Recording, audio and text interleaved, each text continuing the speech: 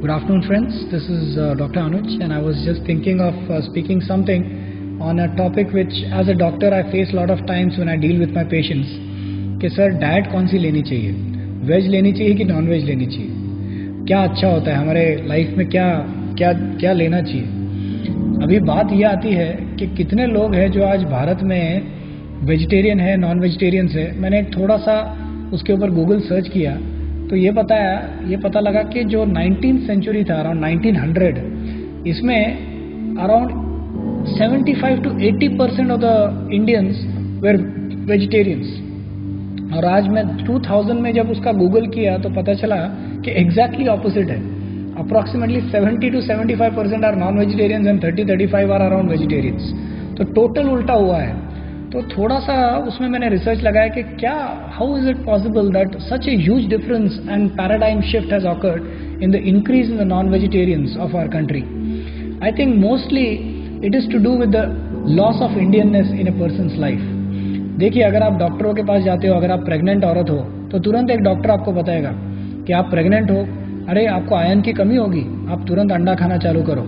आपको अंडा खाओगे तो तुरंत आयरन मिलेगा, प्रोटीन्स मिलेगा, तुरंत चालू करो। क्या ये पुरानी बातें कर रहे हो कि वेजिटेरियन वगैरह, वो सब बाद में रखो, start eating eggs.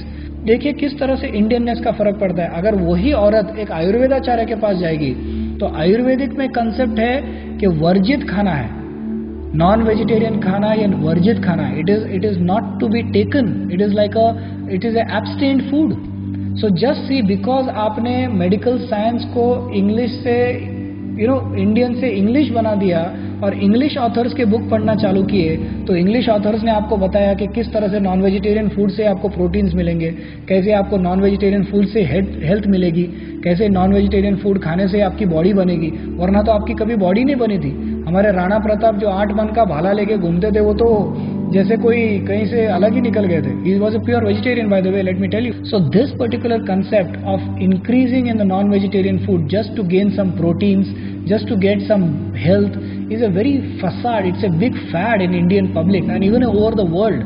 It is not to be really considered that it is right, because for the very fact that non-vegetarian food produces so much of toxicity in the body, so much of diseases, so much of adult cancers are coming up in our society because of that. I'm working at JJ and so many places that people at the age of 30-35 are getting heart attacks. They are getting blocks in their arteries. They are coming with distal arteries are getting choked up because of that. Cholesterol is increasing. Cancer risk, the eyesight is getting hampered.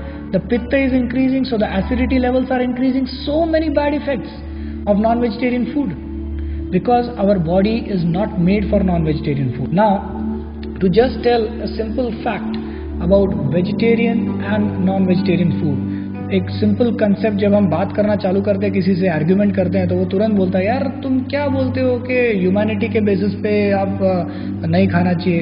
आप जब if you are eating vegetarian food also, are you not killing the plants? That is also killing. So yes, ultimately the Vedas say that जीवो जीवस्य जीवनम. But if you really think about vegetarian food, आप अपनी थाली को सोचो कि आप जब वेजिटेरियन खाना खा रहे हो, आपने कहाँ पर हिंसा की है। एक जो बैंगन जो आपके प्लेट में ना आता था तो वहां से पक के नीचे गिर जाता था, एक अंजीर, एक आम, एक पेड़ पे से एक सफरचंद, एक चीकू, जो भी आप सोचो, जो भी आप खा रहे हो, चाहे वो it can be cauliflower, it can be cabbage, it can be brinjal, it can be capsicum, it can be tomato, it can be kakdi, it can be anything that you think of. ये एक फल है. These are fruits of a tree. If they were not to be taken by a human being, they will automatically become ripened, eaten by an animal, or they will fall down on the ground. Right? What you are doing is just plucking them and eating. Are you killing the plant? क्या आप झाड़ को पूरी तरह से उखाड़ रहे हो? हाँ, क्या आप जैसे, ठीक है, पालक हो गया, जो अंडरग्राउंड बीटरूट है, we have to plug them, but the maximum of the vegetables that you are eating are completely devoid of violence. And it is said in the scriptures that a civilized human being, the more civilized he becomes in his life, he becomes less and less violent. His violence decreases. Yes, we have to do some violence to live. There cannot be life without violence. You will have to have some killing done.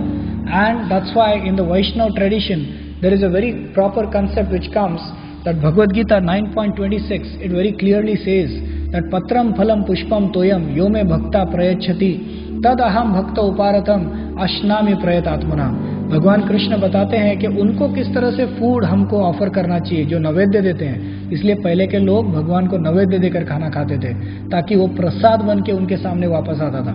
और ये जो खाना होता है उसको हम ग्रहण करना चाहिए ताकि हमारी आत्मीयता की शुद्धता हो, हमारे आत्मा की शुद्धता हो, हमारी चेतना की शुद्धता हो।